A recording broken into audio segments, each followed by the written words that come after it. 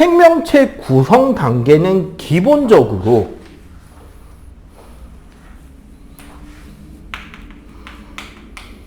세포, 조직, 기관,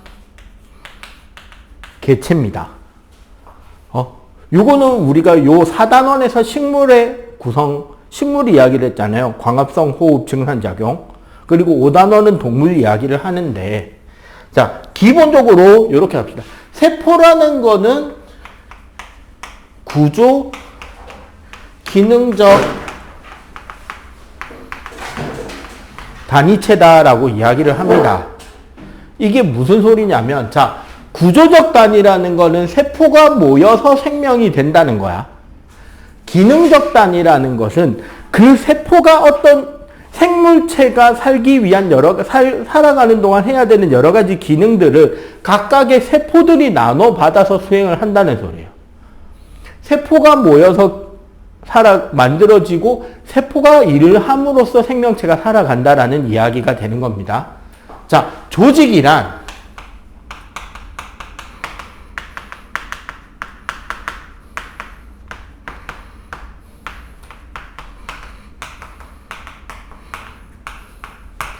비슷한 세포들이 모여서 어떠한 역할을 수행할 수 있게 돼 있는 것이 조직이에요.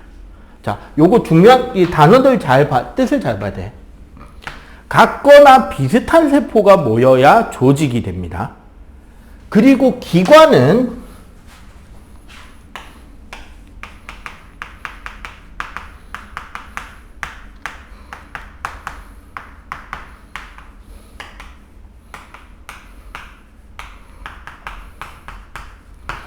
다양한 조직들이 모여서 특정한 형태와 특정한 기능을 수행할 수 있도록 만들어지는 게 기관이에요. 예를 들어서 우리 소화기관의 위를 한번 생각해 봅시다. 뭐 동의보감에도 나오죠.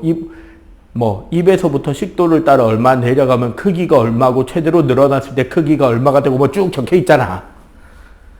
대충 우리가 위라 그러면은 요렇게 생겨가지고 여기 안에는 막 주름이 있고 위액을 분비하는 위샘이 있고 근육으로 구성되고 그 안쪽 벽은 점액으로 보호가 되고 여기서 들어오는 구멍과 나가는 구멍이 있고 막 이런 특정 형태가 있고 여기에 분비되는 것으로 단백질을 소화하는 주요 기관이다 이렇게 이제 쭉 배울 수 있잖아. 요런 딱 모양이 잡히는 것이 기관인 거지. 조직은 이 위라는 기관 안에 보면 근육세포들이 모인 근육 조직이 있겠죠. 영양을 공급하는 혈관이 있는 혈관 조직이 있겠지. 위액을 분비하는 위샘 조직이 있을 거 아니야. 각기 다른 조직들이 모여서 위라는 기관이 되는 거잖아. 이해가 되죠? 그리고 각각의 조직은 그 조직을 이루는 각각의 세포가 있는 거고. 그리고 개체는 말 그대로 한 마리. 이때 우리가 앞에서 배운 건 식물의 경우 요 사이에 조직계가 있었고요. 이번에 배우는 거 동물의 경우는 요 사이에 기관계가 있습니다. 기관계라는 거는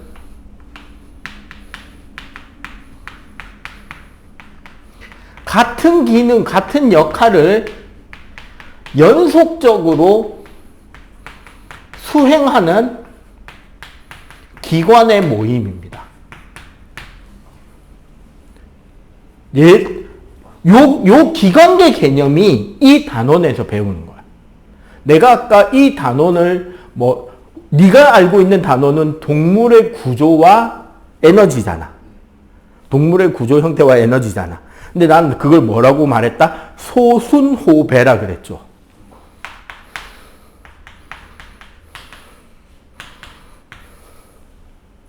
소화, 순환, 호흡, 배설. 이게 기관계들의 이름이에요. 그럼 봐봐. 소화계 혹은 소화기관계. 입, 식도, 위, 작은 창자, 큰 창자, 똥구멍. 우리가 밥을 먹어서 영양소 흡수하고 남은 건 똥으로 나오는 거잖아. 요 기관들의 모임이 소화기관계. 그러면 순환기관계는 심장, 동맥, 정맥, 모세혈관. 심장을 중심으로 우리 온몸에 피를 돌리는 혈관들과 그 안에 들어있는 피에 대해서 배우는 거. 호흡계, 숨쉬기 위해서 필요한 거. 기관, 기관지, 폐포, 가로막. 맞죠? 배설계, 신장, 방광, 오줌관, 그 다음에 신장 안에 어떤 구조냐. 그래서 어떻게 우리가 소변을 누느냐. 이것들 4가지에 대해서 배우는 게 이번 단원의 핵심이다. 그래서 이 단원의 제목을 소순호배라고 이야기를 합니다. 이제 학원 선생들은 그렇게 이야기를 하는 거죠. 됐지?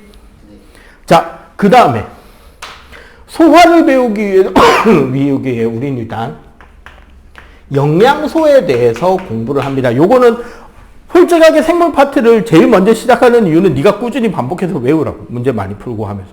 안 외우면 네 거 안 됩니다. 우리가 목표를 100점으로 잡잖아. 빵점에서 66점은 학생 몫이에요. 즉 3분의 2는 학생이 기본적인 개념을 외우는 데서 출발합니다. 그러니까 내가 설명한 걸 네가 외우는 게 기본이야. 그러면은 66에서 100점까지가 선생님 몫이에요. 그 외운 내용을 어떻게 답을 찾는데 쓸 수 있는지를 가르치는 게 내 몫이야. 근데 책임은 90점까지 줍니다. 무슨 소리다? 여기서 네가 실수로 깎아먹는 점수가 생긴다는 거지, 항상. 그러니까 내 몫보다 네 몫이 큰 거예요. 자, 영양소. 우리가 영양소라는 건 기본적으로 몸을 구성하거나 에너지를 생산하거나 신체 작용을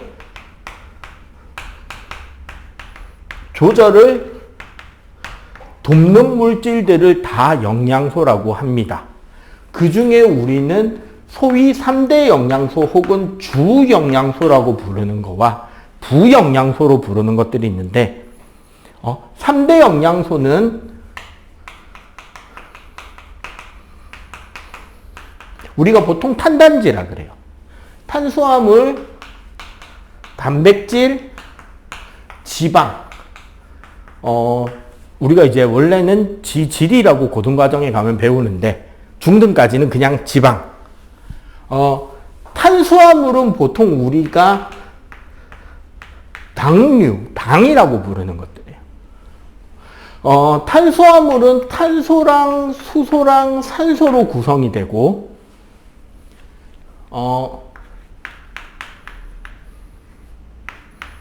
1g당 4kcal의 열량을 내게 해줍니다.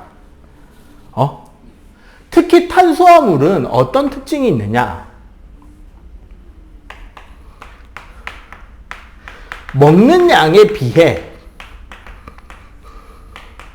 우리 몸을 구성하는 비율이 낮아요.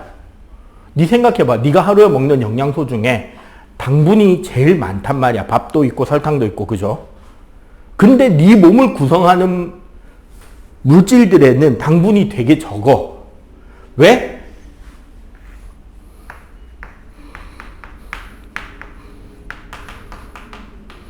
네가 숨쉬고 체온을 유지하고 살아가기 필요한 에너지원에 가장 먼저 쓰이는 게 당분입니다. 원래 시험 치는 날 아침에 아침밥을 가급적이면 먹고 가는 게 좋아. 왜냐하면 우리 머리는 에너지를 되게 많이 쓰는 기관이에요. 뇌는. 그럼 이 뇌가 제대로 돌아가려면 뭐가 필요하다? 탄수화물, 즉 당분이 필요한 거예요. 그래서 밥 먹고 가야 돼. 아니면 적어도 달달한 계열의 음식을 먹는 게 좋죠. 사탕, 엿, 초콜릿. 시험 칠 때, 수능 칠 때 나눠주는 게 뭐 미신으로 딱 붙어라 그런 게 아닙니다. 사실은 참고로 소화하는 데도 에너지 써야 된단 말이야. 그럼 단 거를 먹이면 내가 에너지 소비를 적게 하고도 에너지를 쓸 수 있는 준비가 빨리 되는 거야. 자, 단백질은 탄소, 수소, 산소 외에 질소가 들어갑니다. 나중에 이것 때문에 배설기관에서 조금 따로 배워야 돼요. 얘도 똑같은 만큼의 열량을 내는데 얘는 우리 몸을 구성하고 혈액도 구성하고 효소도 구성하고 항체도 구성해요. 그러니까 쉽게 말해서 우리 몸을 구성하는데 제일 중요한 요소가 단백질입니다.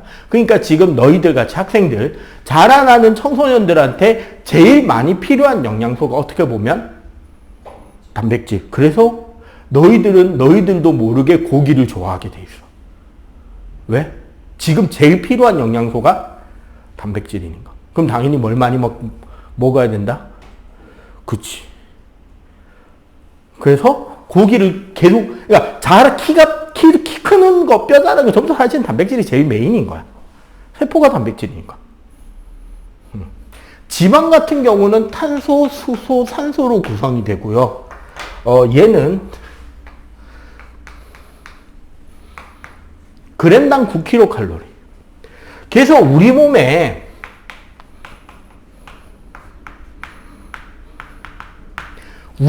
에너지가 먹고 남은 에너지량을 저장하기 위해서 지방으로 측정합니다.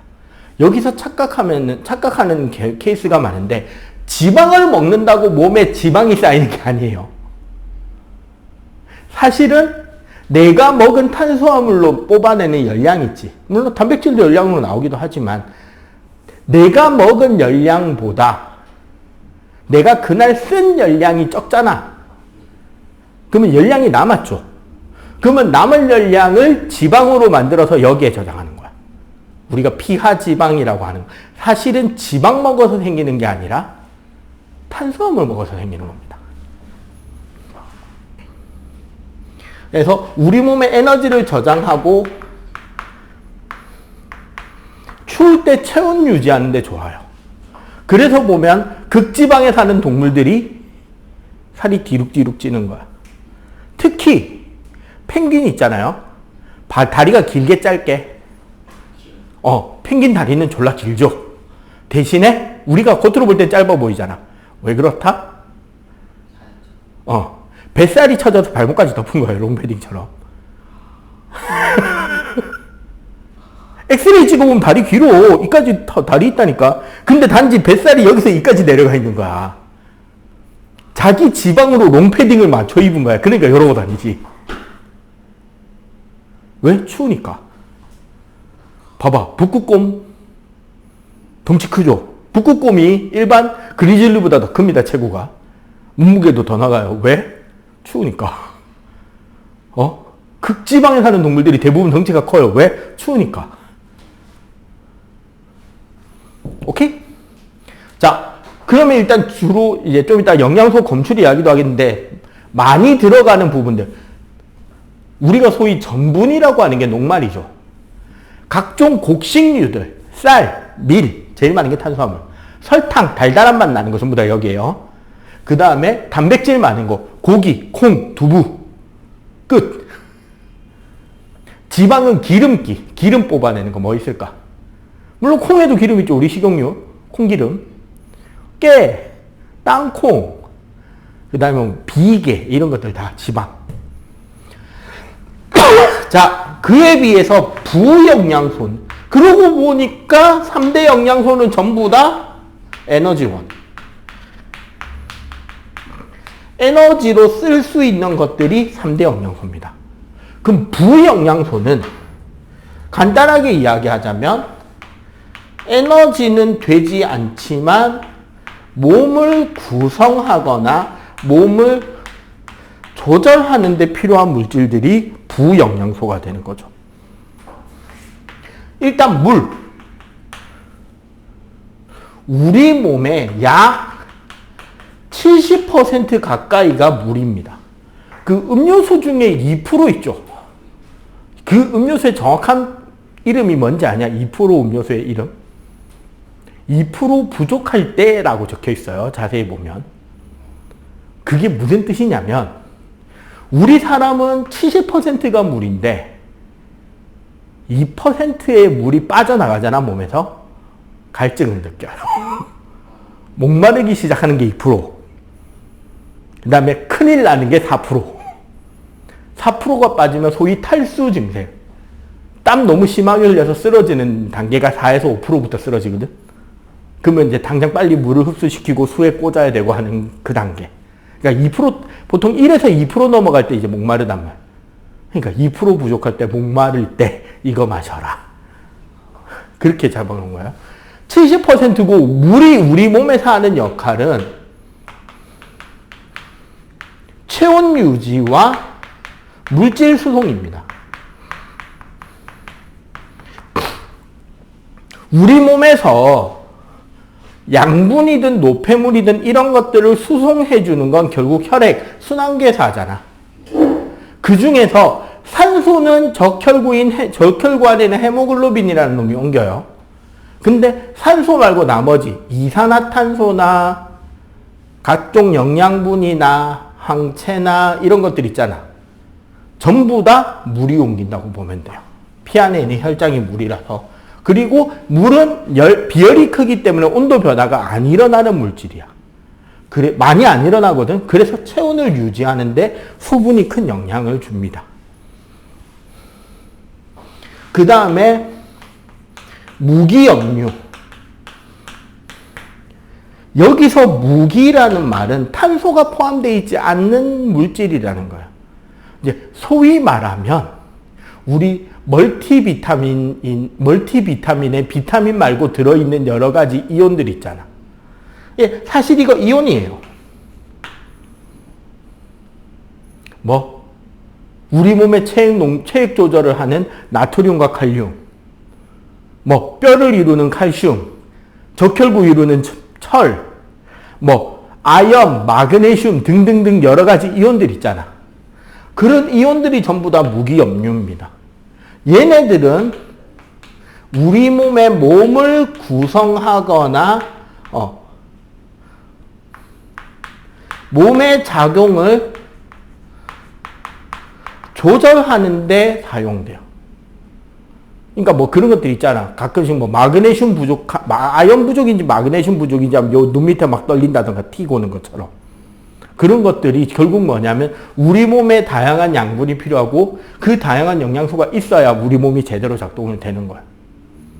그런 게 이제 무기염류. 뭐 피에는 뭐 칼슘, 철분, 뭐 나트륨, 칼륨, 마그네슘, 뭐 아연 이런 것들 전부 다 무기염류라고 보면 되겠죠.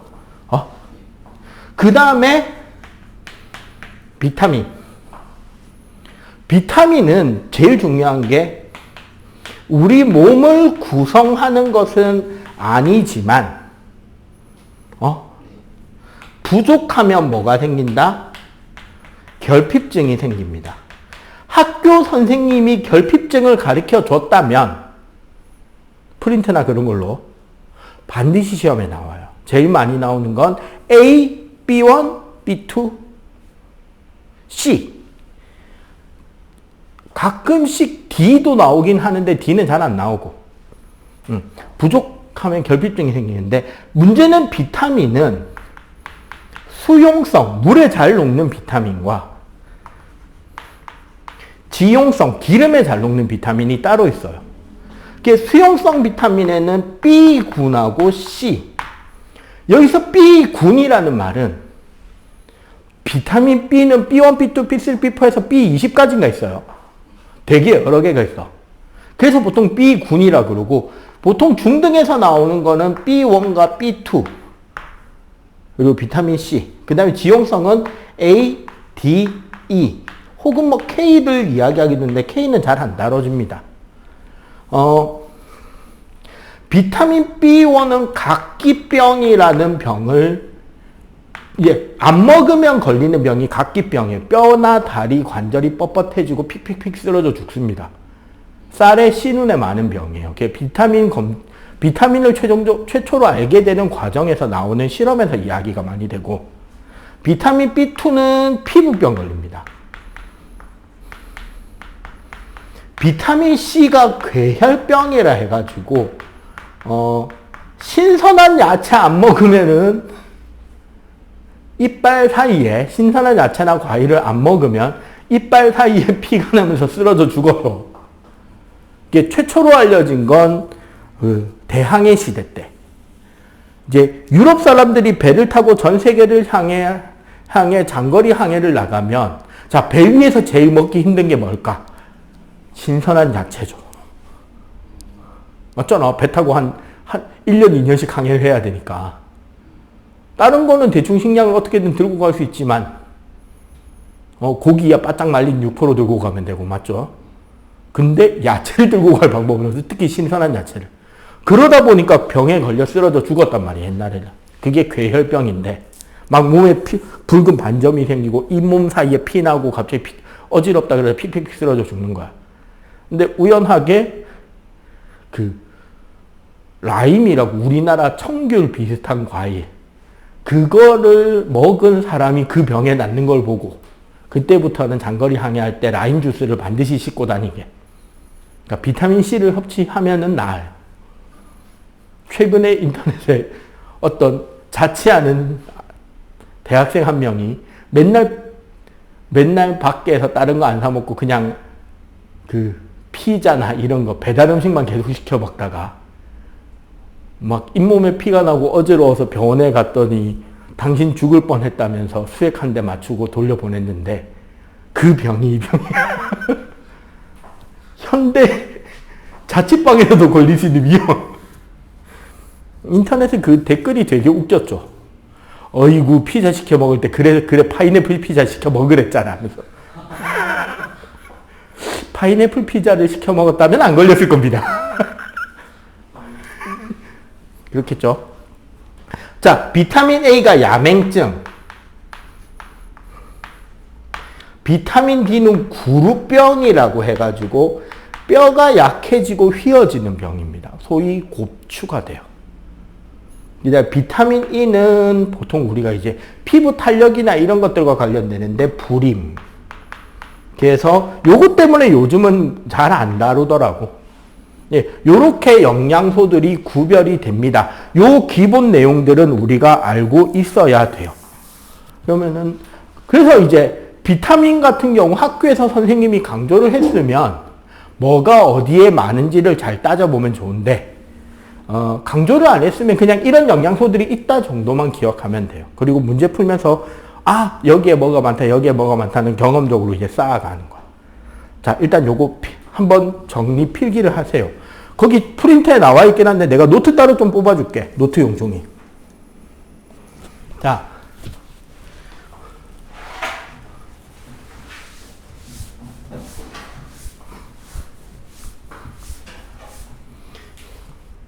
자, 영양소의 검출에서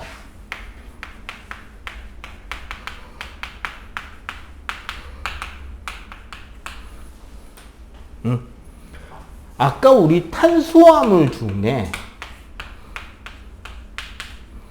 녹말과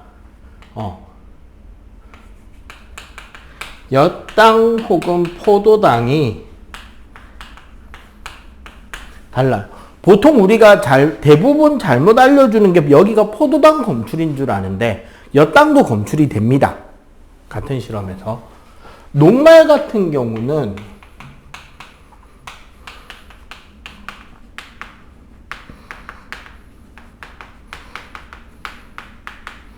아이오디나 칼륨 용액이라 그래서 은근히 아마 니도 본 적 있는 물질이에요.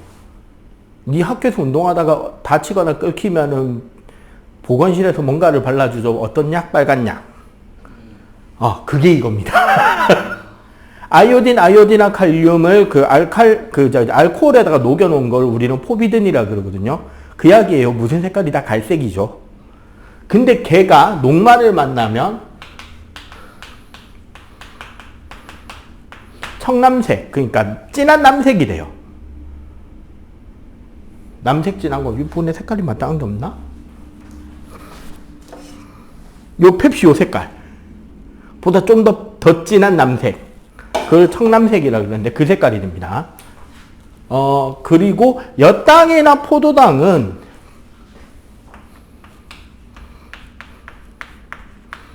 베네딕트 용액에 반드시 해야 되는 행동이 하나 더 있어요.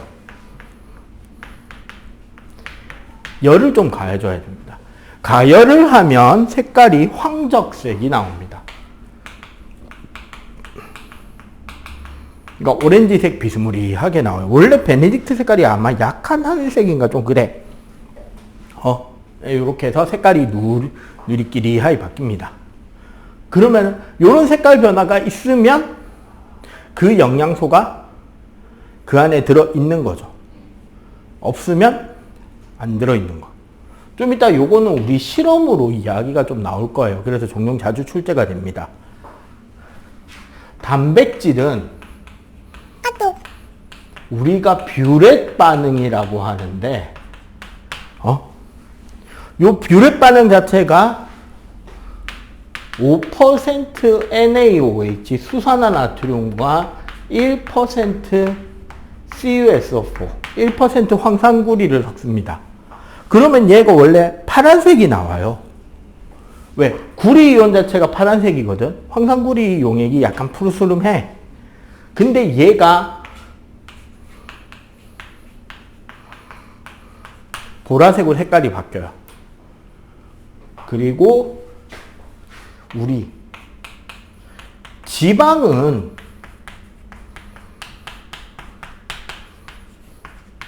자, 여기서 보통 우리가 많이들 착각하는데, 원래 수단쓰리 자체가 암적색이 좀 탁한 빨간색, 약간 꼬무티티하고 어두운 빨간색인데, 선홍색이 지방의 착색이 됩니다. 그러니까 수단쓰리 용액은 지방에 녹아 들어가는 물질이에요. 지방이 있는 곳에 붉은색으로 착색이 되는 거지, 수단쓰리 용액이 다른 색이었다가 선홍색으로 딱 바뀌는 게 아니야. 차라리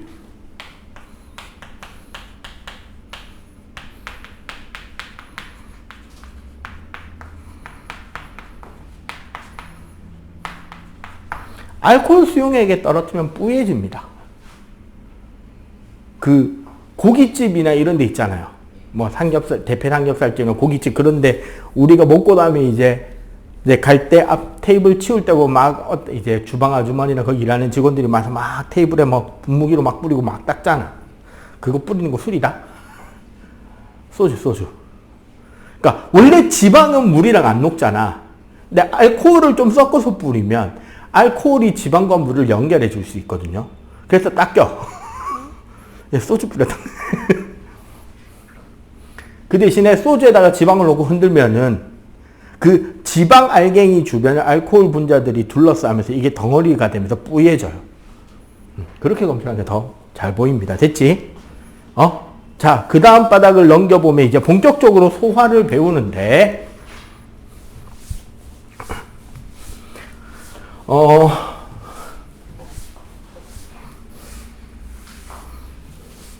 소화는 소화 과정 자체를 제대로 배워야 되는데, 혹시 학교에서 기계적 소화, 화학적 소화라고 가르쳐 주던가? 기계적 소화라는 말 들어본 적 있어?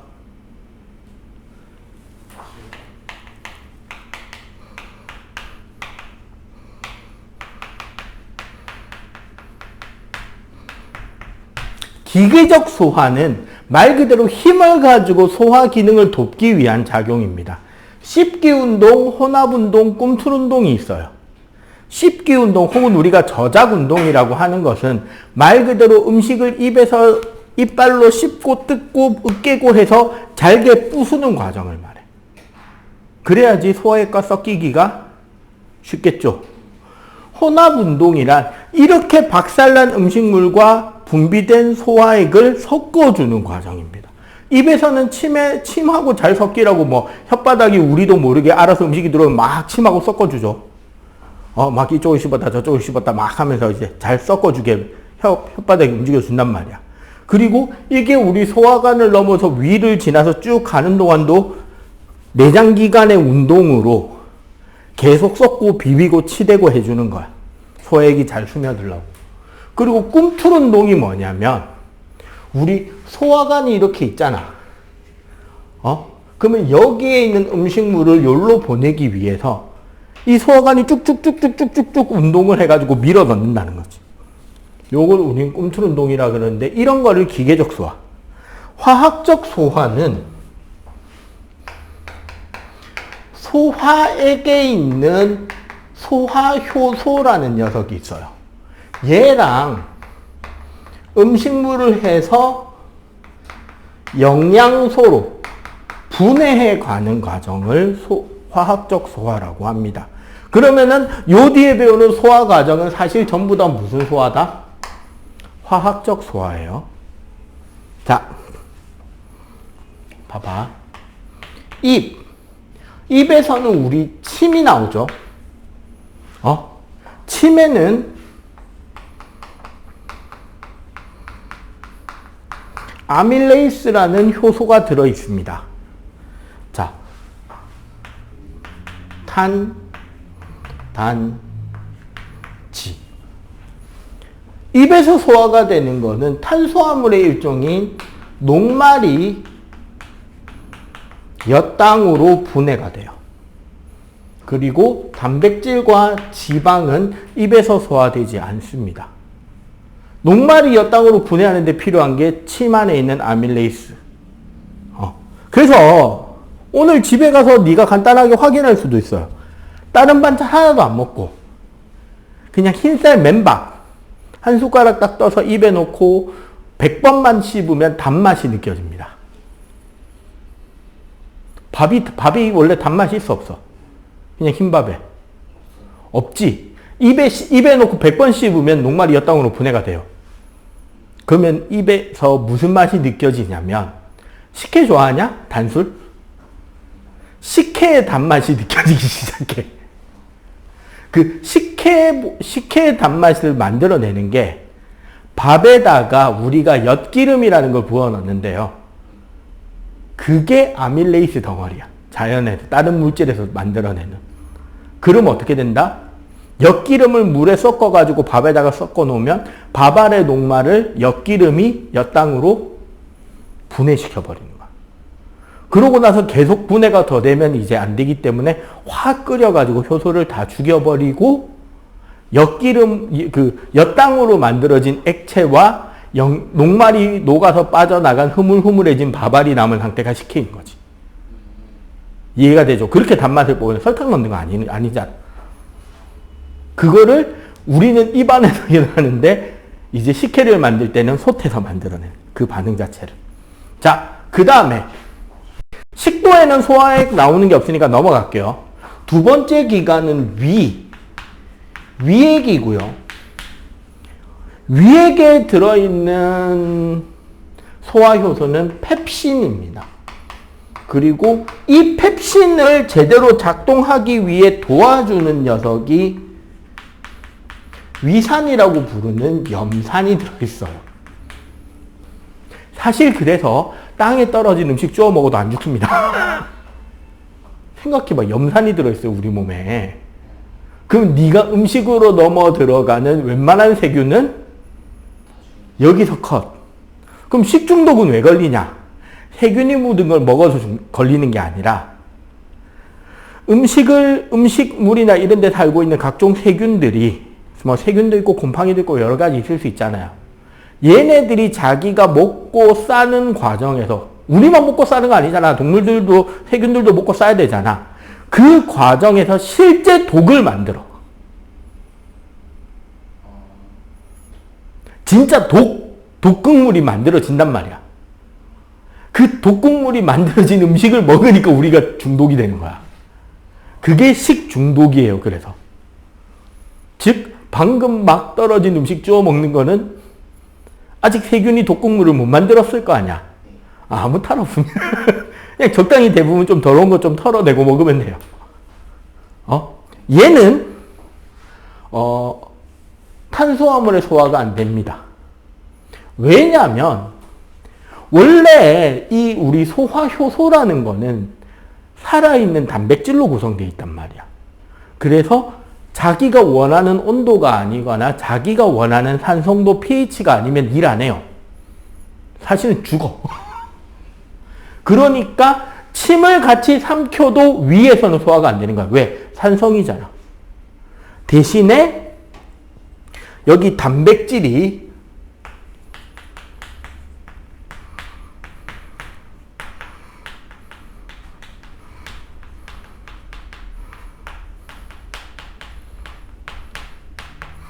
중간 단계 단백질 혹은 우리가 뭐라고 하냐면 여기를 잠시만 폴리펩타이드라고도 이야기를 합니다. 좀 어려운 말로는.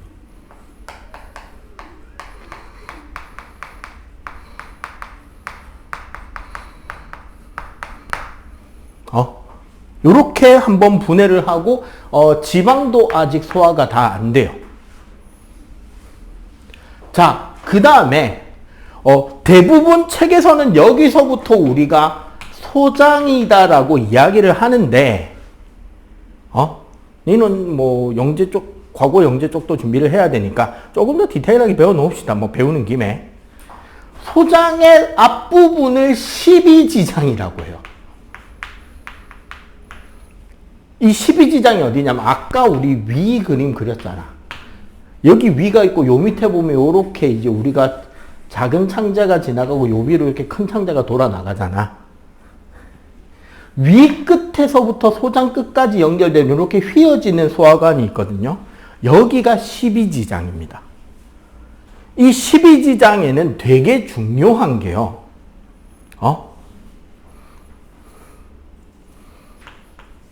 이자액이 분비가 됩니다. 근데 이 이자액은 진짜 중요한 게 이자액 안에는 아밀레이스랑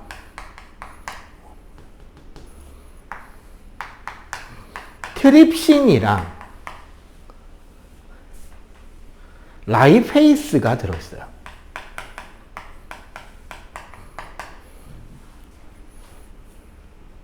그리고 여기에 도와주는 액체도 하나 들어옵니다. 쓸개즙도 들어와요. 덤으로. 그래서 어떻게 되느냐? 아까 우리 입에서 녹말을 엿당으로 분해한다고 했지만 분해가 다 되진 않았을 거 아니야. 솔직하게 네가 밥을 입에 넣고 50번, 100번 씹냐? 그치? 그럼 소화가 덜 됐을 거 아니야. 근데 네가 똥 눌 때 밥알 나오디? 안 나오죠. 그건 뭐냐면 여기서 한 번 더 녹말을 엿당으로 분해하는데 여기에 아밀레이스가 들어갑니다. 그리고 아직 단백질이 중간 단계 단백질로 소화가 다 안 돼요. 원래 그러니까 우리가 중등에서는 그렇게 가르쳐. 중등에서는 여기서도 단백질이 중간 단계 단백질이라고 이야기를 하는데 원래는 고등 과정에 가면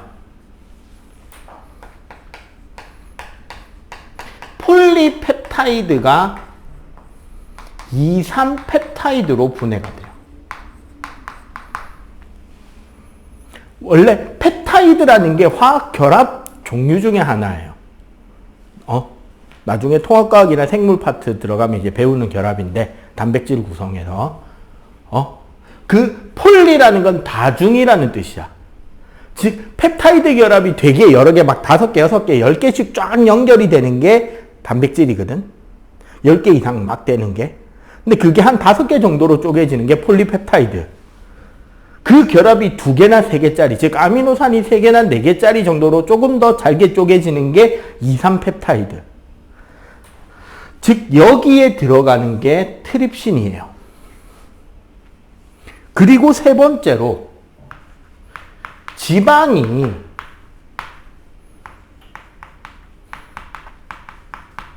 지방산 2개와 모노글리세이드라는 걸로 쪼개지는데 원래 지방 구조는 요게 글리세린이라는 물질에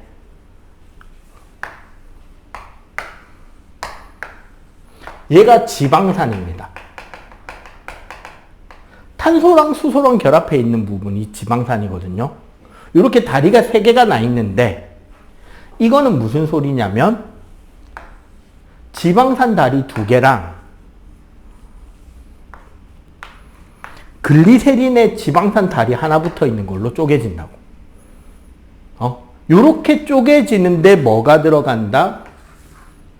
라이페이스가 들어가고 여기에 쓸개즙이 유화제로서 들어가요. 그러니까 무슨 소리냐면 쓸개즙은 소화효소가 아닙니다. 이거 시험에 되게 잘 나오는 포인트예요. 쓸개즙은 자, 이것도 설명 또 나옵니다. 쓸개즙은 간에서 생성돼서 쓸개에 잠깐 저장했다가 이게 십이지장 쪽으로 분비가 되는데 지방은 더 커다랗게 덩어리로 있을 거 아니야. 여기에 쓸개즙이 들어가면 이 지방 덩어리 뭉쳐있는 게 좀 부드럽게 풀어져요. 이렇게 부드럽게 좀 풀어져야 거기에 라이페이스 소화효소가 들어가서 섞이기가 쉽겠지. 덩어리져 있으면 이거 잘 안 풀리잖아. 우유에 제티 녹여봐서 알잖아요. 커다란 덩어리 있으면 어떻게 해야 돼? 막 우리가 숟가락으로 벽에서 막 으깨서 풀어가면서 섞어야 잘 녹잖아. 그거인 거야. 그 녹여주는 작용을 쓸개즙이 하는 거야. 그리고 이렇게 유화가 되면 라이페이스가 들어와서 지방을 지방산과 모노글리세이드로 분해해줍니다. 여기서 지방 소화는 끝나요. 한 방에 끝. 응? 그러고 나면 원래 이제 우리 소장 파트에서 장액이 소화액을 분비를 합니다. 여기서 뭐가 되느냐? 엿당이 포도당으로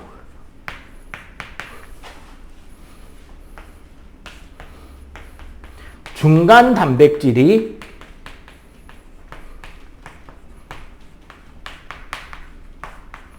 아미노산으로 완전히 분해가 됩니다. 여기서는 이제 보통 탄수화물 분해요소, 단백질 분해요소라고 하는데 정식 명칭은 여기에 들어가는 게 말테이스. 여기가 펩티데이스입니다. 해서 소장에서 완전히 소화가 끝나요. 요렇게 소화가 이제 영양소별로 따로따로 자기가 소화되는 위치, 기관이 다 다르다는 거죠. 그럼 네가 이제 알아야 되는 거는 어디서 소화가 되기 시작해서 어떤 단계를 거쳐서 소화가 되고 최종적으로는 포도당, 아미노산, 지방산과 모노글리세이드로 분해가 되고 이렇게 분해하는 이유는 뭐다? 이게 제일 핵심적인 거야, 소화. 그치? 이만큼 쪼개야 흡수가 되는 거야. 이만큼 안 쪼개면 흡수가 안 되는 거지. 자, 요거 빨리 정리, 필기. 하고 나면 흡수해서 어떻게 되는지 이제 그 다음 내용 들어갈게요. 자, 결국 우리 보면 소장에는 주름이 있고요. 그 주름에 다시 융털이 나 있어요. 얘네들은 결국 왜 나냐면 최대한 표면적을 증가시키기 위한 방법입니다. 표면적을 이만큼 증가시키면 어떻게 된다? 흡수 효율이 좋아지겠죠? 자, 문제는 여기에 보면 이제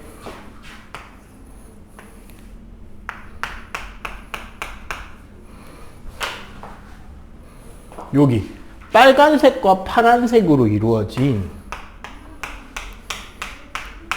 여기가 모세혈관이고 요 사이에 노란색으로 그려지는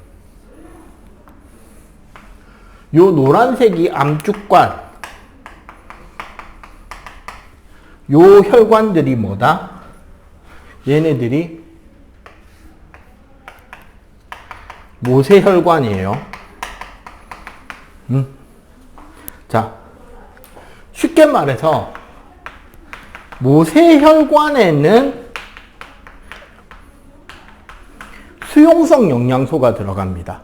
그러니까 물에 녹는 물질들은 모세혈관으로 운반하는 거야. 얘네들은 그 물, 포도당, 아미노산,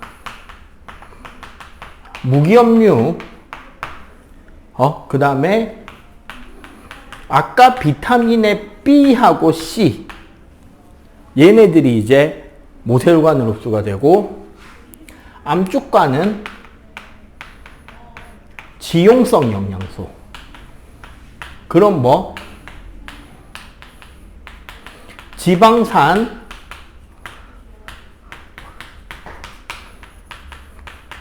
모노글리세이드, 그 다음에 비타민의 A, D, E, K, 얘네들이 들어가는 거죠. 그리고 얘네들은 어떤 경로를 택하냐면, 모세혈관은 간을 거쳐서, 심장으로 가서 온몸으로 가고, 원래는 모세혈관, 간문맥, 간, 쇄골하정맥, 심장 이렇게 가는 게 있어요. 근데 그 중간에 혈관까지는 우중등에서 안 다룬단 말이야. 그 다음에 암축관은 림프관,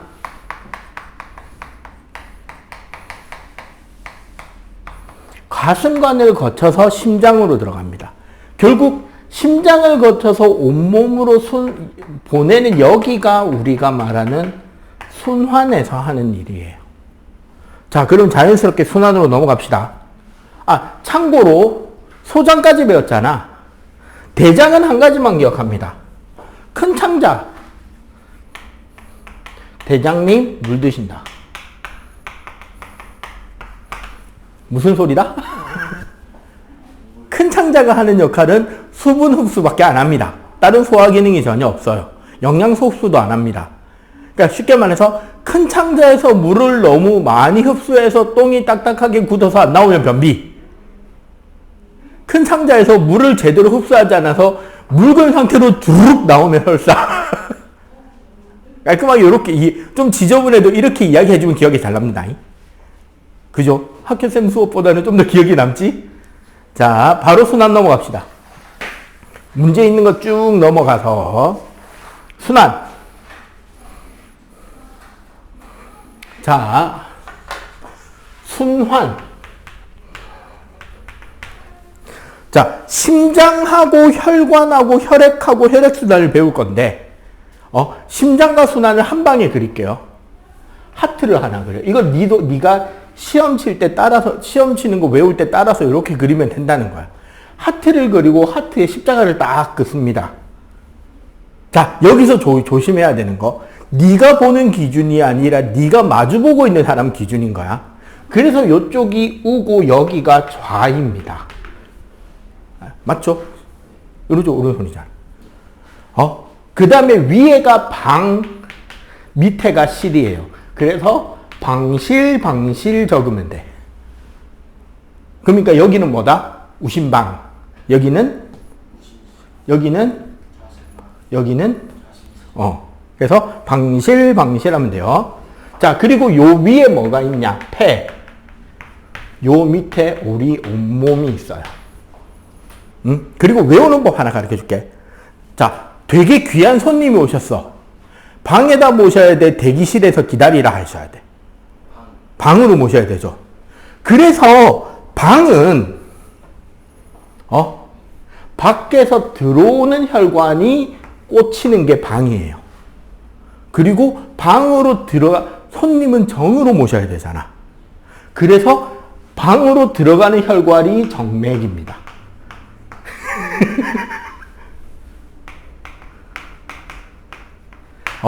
근데 여기는 우리 온몸을 돌아왔잖아. 그럼 혈관이 클까 작까? 크겠죠. 자, 그래서 여기가 대정맥이에요. 여기는 허파에서 들어왔잖아. 그래서 폐정맥입니다. 폐정맥. 자, 이제 방에 들어서 우리 가족이잖아. 그럼 뭐해? 이제 급하면 출동시켜야 되죠. 출동하기 전에 어디서 기다려? 대기실로 기다리는 거야. 그러면 대기실에 있다가 출동은 역동적으로 해야 되잖아. 그래서 대기실에서 나가는 혈관이 동맥이에요. 대기실에서 나가는 혈관이 동맥이야. 그럼 여기는 크게 나가야 되겠죠. 온몸으로 나가야 되니까. 그게 여기는 대동맥. 여기는 허파로 가는 동맥이니까 폐동맥. 끝. 그릴 수 있겠어요? 없겠어요? 이거 똑같이. 혈관 이름까지. 어떻게 되는지 알겠어요? 그러니까 너무 글자 그대로 외우는 게 아니라 네가 네 나름의 이야기를 만들어서 글이 손으로 써보고 그리면 안 외워지는 이유를 딱 하나 말해줄게. 안 써서 그래. 봐봐. 눈으로 보면 네가 눈으로 본 정보를 뇌에서 한번 처리하면 끝나죠. 근데 봐봐. 눈으로 본 걸 손으로 쓰려면 눈으로 본 걸 뇌가 처리해서 근육을 움직여서 손으로 글자를 쓰게 하고 내가 쓰고 있는 글자가 잘 제대로 똑같이 적고 있는지를 눈으로 다시 확인해야 되잖아. 3번 효과가 3배 효과예요. 근데 쓰면서 나처럼 이렇게 중얼중얼 이야기까지 한다? 5배 효과야. 기능을 한 가지 붙일 때마다 2개씩 플러스예요. 그래서 영어 단어 외울 때 어떻게 외우라고 그래, 영어 학원 선생들이. 쓰면서 발음하면서 계속 반복해서 쓰라 그러지. 그럼 몇 번 반복이야. 그렇게 반복해야 외워지는 거야. 기본적으로 사람 대가리는. 선생님 있잖아요. 외우는 거 되게 싫어하는 사람이에요. 내가 학원 강사를 하게 된 이유가 뭔지 가르쳐 줄까? 공무원 시험 떨어져서 여기 있는 거야. 학원 강사를 일을 하면서 공무원 시험도 준비를 했었어요. 젊을 때. 이 일은 내가 적성에 맞는데 공무원 시험은 계속 떨어지는 거야. 난 외우는 거 정말 안 되나 보다 하면서 그냥 학원 일을 했습니다. 근데 지금 선생님이 가르치는 학생들이 나보면 경악을 해요. 네가 이제 마치고 6시 만에 마치고 집에 가면 난 7시부터 고등학생 수업하거든. 어떻게 수업하느냐 하면 애들이 여기 이제 쭉 앉아. 학교마다 단원이 다를 거 아니야. 쌤 이거 설명해 주세요. 줄줄줄줄줄. 이 챕터 설명해. 그거 이제 줄줄줄. 무슨 소리? 난 중학교 1, 2, 3학년, 고등학교 1학년, 물원, 화원, 생원, 지원, 물투, 화투까지 모든 단원의 내용이 머릿속에 다 있어요. 내가 외웠을까요? 아니죠. 계속 수업을 하다 보니 반복적으로 쓰고 하다 보니 저절로 외워진 거야. 그러니까 니도 뭐 하면 돼?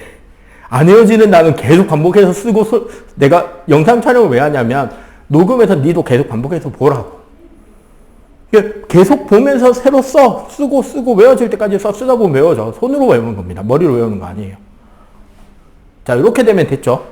자, 여기에서 기본적으로 일단 요거 설명부터 할게요. 동맥은 심장에서 내쏘는 곳이잖아. 근데 심장이 펌프란 말이야. 그러면은 혈압이 높겠죠. 그럼 이 높은 혈압을 뭐 해야 돼? 혈관은 버텨야 되잖아. 그러면은 벽이 튼튼하겠죠. 탄력이 있고 튼튼해야 되지. 그리고 동맥이 터지면 어떻게 될까요? 큰일 납니다. 영화 중에 이 동맥 터진 거를 제대로 묘사한 영화가 전쟁 영화 중에는 블랙호크 다운이 있고요. 액션 영화에서는 킬빌 정도만 이 부분을 제대로 묘사했어요. 그 킬빌이라는 게 뭐냐면 어떤 백인 아줌마가 노란색 쫄쫄이 추리닝 아래 위로 입고 칼 들고 설치는 영화가 있어. 거기 보면 팔 빡 싸우면서 막 칼 자르는 장면, 다리 자르는 장면이 나온단 말. 그럼 이걸 통으로 자르면 동맥도 잘릴 거 아니야. 그럼 피가 분수처럼 뿜어져 나옵니다. 압력이 높다고. 그럼 팍 터져 나와. 혈압이 높고 벽이 튼튼하니 하고 터지면 안 되니까 몸 깊숙한 데 있습니다. 동맥은. 그러면 정맥은 밖에서 심장으로 돌아 들어오는 혈관이잖아. 그러면 당연히 혈압이 낮아요. 혈압이 낮기 때문에 튼튼할 필요가 없지. 대신에 역류 방지를 위해서 판막이 있어. 그리고 좀 더 몸 표면에 있습니다. 영화나 그런 데 자살하는 장면들 보면은 손목 같은 거 칼로 긁어서 물에 이렇게 담궈 놓고 있잖아. 왜냐하면 피가 쫄쫄쫄쫄쫄 새 나오거든요. 근데 그 정도로 새 나오는 거는 정맥을 끊었다는 소리야. 그럼 정맥이 끊기잖아요. 그러면 혈압이 낮아서 뿜어져 나오는 게 아니라 새. 그럼 굳어. 멎어버리면 안 죽잖아. 그래서 진짜 동맥까지 자르려면 과다출혈로 갑니다. 진짜 짧은 시간은. 뿜어져 나오니까. 블랙호크 다운에서는 허벅지에 파편이 꽂혔거나 총이 맞았거나 해서 그 파편 뽑으려고 하는 그 긴급 치료 장면이 나오는데 딱 뽑자마자 피가 허벅지에서 쫙 그렇게 튀어요. 동맥은. 그래서 손목 잘라서 동맥 자르려면 손목 절반을 잘라야 됩니다. 뼈까지. 안 잘려. 그래서 영화 아저씨나 그런 데 보면 그 영화 아저씨에 보면 칼 꽂는 위치가 목 여기 긁고 겨드랑이 안에 여기 넣고 긁고 하잖아. 여기가 뭐냐면 동맥이 그나마 몸 표면 가까운 데 있는 곳. 그러니까 그런 데 찍히면 가는 거지. 그러니까 아무 때나 쑤시는 게 아닌 거야, 그게. 자, 참고로 판막이라는 게 뭐냐면 아마 니도 아마 나중에 좀 더 어른이 되면 만들어질 겁니다. 자, 선생님 손등에 지금 볼록볼록 올라온 혈관이 다 정맥이거든. 특히 여기 굵은 마디들 보이죠? 튀어나온 곳.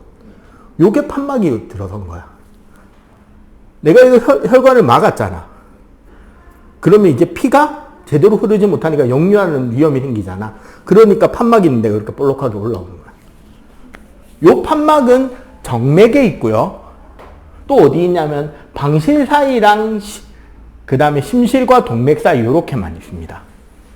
자, 그 다음에 모세혈관은 동맥과 정맥을 이어주는 몸하고 허파에 있는데 모세혈관은 가늘고 한 겹으로 세포 한 겹으로만 혈관이 잡혀. 그러니까 뭐가 된다? 물질 교환이 유리하겠죠. 그리고 단면적 합이 가장 큽니다. 합이 엄청나게 크기 때문에 피가 지나가는 속력이 느린 곳이 모세혈관이에요. 그래서 우리 아무 때나 막 때리면 멍들고 어디 살짝 베어도 핏물이 살짝 베이고 하는 거는 모세혈관이 다친 거라. 그러니까 우리 온몸 구석구석까지 다 뻗어 있는 곳이 모세혈관이다. 그렇게 생각하면 되겠죠. 혈관을 이렇게 간단하게 세 가지로 구별을 해서 이야기를 했고요. 자, 그래서 여기서 우리가 순환 이야기를 바로 할게요. 그림 그린 김에 봐봐. 순환이라고 하면 심장 기준으로 생각을 하면 돼요. 네. 그러면 체순환은 심장에서 온몸을 돌고 심방으로 들어오는 거지. 그래서 출발지가 어디냐? 여기죠. 여기서 요만큼이 체순환인 거야. 그러면 쭉 적으면 되죠. 좌심방, 대동맥,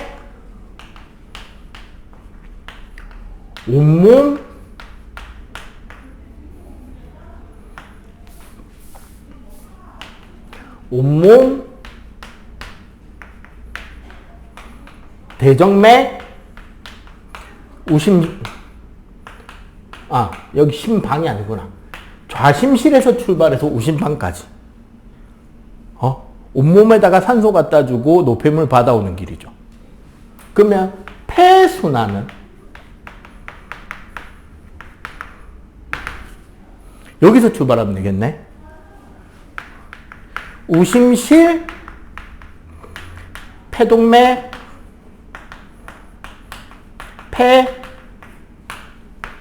폐정맥,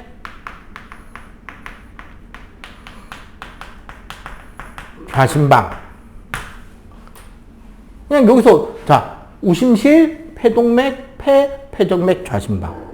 여기가 폐순환, 여기가 체순환. 그 다음에, 주의해야 될 거. 동맥혈, 정맥혈이 있는데, 동맥혈은 산소가 풍부한 곳을 말해요. 그러니까 어디서? 여기를 이렇게 잘라서 이쪽이 동맥혈이야. 허파에서 산소 받아서 온몸으로 배달해 주는 거잖아. 그럼 어떻게? 폐정맥, 심장, 대동맥, 몸. 여기서는 우리 몸의 좌심방, 좌심실을 지나죠. 그 다음에 정맥혈은 이산화탄소가 들어있지. 참고로 산소가 들어가면 우리 몸의 혈액이 선홍색이 돼요. 헤모글로빈이 색깔이 밝아져. 정맥혈은 이산화탄소 때문에 암적색을 띠고요. 그러면 여기서부터 올라오면 되지. 몸, 대정맥, 우심, 폐동맥, 폐. 요렇게 쭉 올라가는 게 되죠. 오케이?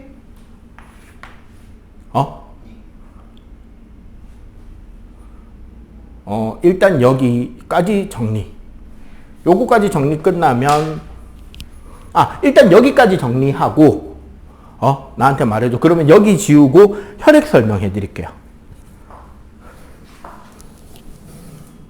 자, 그러면 이제 우리 몸의 혈액에 대해서 설명을 하고 순환을 마무리 지을게요.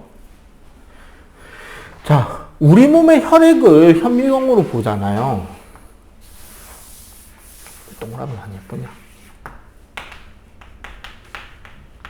혈액을 이렇게 보면 일단 제일 많이 보이는 것이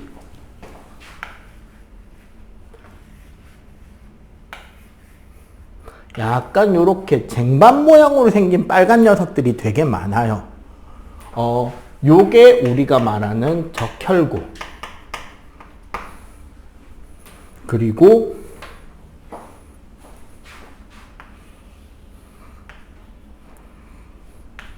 요렇게 가운데 핵이 있고 하얗고 큰 게 백혈구. 그리고 중간중간에 보면 이런 세포 조각 같은 것들이 떠다닌단 말이야. 얘가 혈소판. 요 세 가지를 우리는 혈구라고 합니다. 요 세 가지가 혈구. 정확하게는 우리 몸에 있는 혈액 중에 있는 세포 성분을 말해요. 세포로 되어 있는 조직들을 말하는 겁니다. 기본적으로 적혈구는 자, 요렇게 생각하면 수가 많고 산소 운반을 하는데 이 산소 운반이 헤모글로빈이라는 색소 때문에 빨간 거예요. 그래서 보면 계류 같은 게 있잖아요. 각각류들. 얘네들은 헤모글로빈이 아닌 다른 성분이 산소를 운반해 주기 때문에 피가 약간 파랗기도 하고 그래. 자, 그리고 이 헤모글로빈 때문에 붉은색이 됩니다. 참고로 빈혈이 있으면 적혈구와 관련해서 빈혈 환자는 일반적으로 수가 적고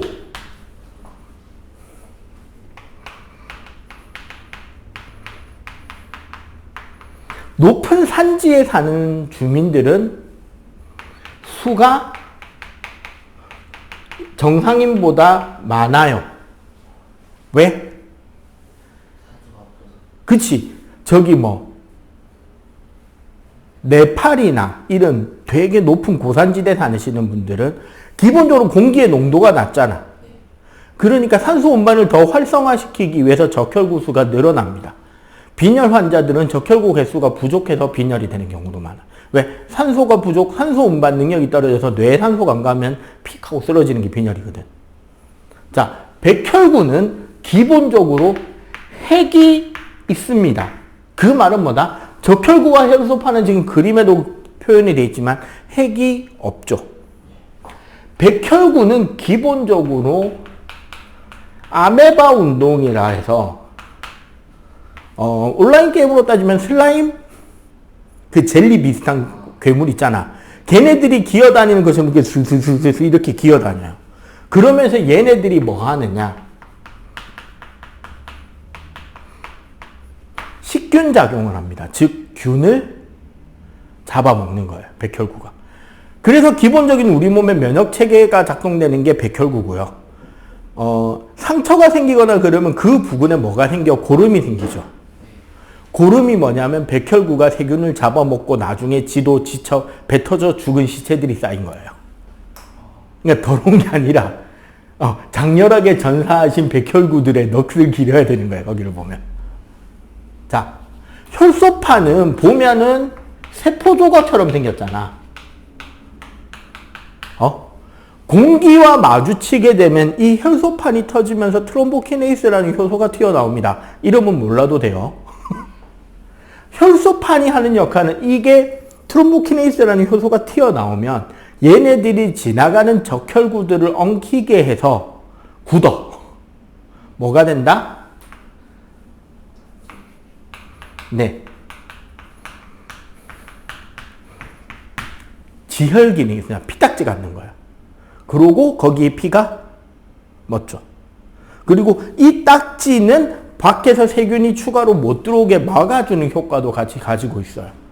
그러니까 피딱지 생겼다고 그거 뜯으면 오히려 균이 들어와서 더 곰습니다. 네, 가만히 놔둬야지 나아요. 참고로 유전병 중에 3학년에 가면 배우는데 유전병 중에 혈우병이라는 병이 있거든.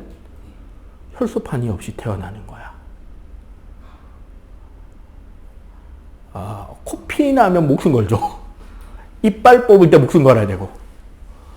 살기 팍팍하겠다, 그지? 실제로 그래서 러시아 왕가 하나가 박살납니다. 러시아에 로마노프 왕가가 있었는데 3대째 만에 끝나요. 그게 이제 결혼을 오스트리아 공주들하고만 했거든, 왕들이. 그러니까 근친척들끼리만 계속 결혼을 한 거야. 그러면 유전적 질환 같은 경우는 빈도수가 증가해버리기 때문에 발병될 확률이 엄청 높아져요. 그래갖고 끝나. 자, 나머지 요 혈구 부분 나머지 요 액체 부분 있잖아. 요 액체 부분이 혈장이라 그러는 것입니다. 전체적으로는 혈구보다 혈장이 월등히 많아요. 혈장은 90% 정도가 물이에요. 그러면 나머지는 이제 혈장 단백질이나 항체 이런 것들이 있고요. 혈장은 기본적으로 물의 기능으로 인해서 체온 유지와 산소를 제외한 물질 수송을 담당합니다. 상당히 많은 것들이 잘 녹는단 말이야. 혈액에는. 그래서 이산화탄소나 각종 노폐물, 요소 같은 노폐물들, 그 다음에 아까 말한 이런 혈구 수송도 담당하고 그 외 각종 항체나 이런 것들을 수송해 주는 것도 전부 다 혈장이 담당하는 거예요. 그래서 이런 부분들을 이제 꼼꼼하게 외워놓는 것이 기본적으로 순환에서 네가 해야 될 일입니다. 순환은 요거 심장 그림 그리고 저거 혈액 그림 그리고 걔네들이 뭔지 그 내용이 뭔지.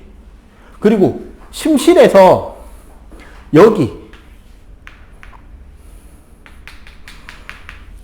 제일 튼튼. 왜? 대동맥으로 피를 쏠려면 여기가 힘이 제일 좋아야 되죠. 그냥 이런 것들도 같이 알아두시면 좋습니다. 자, 요거까지 마무리 필기.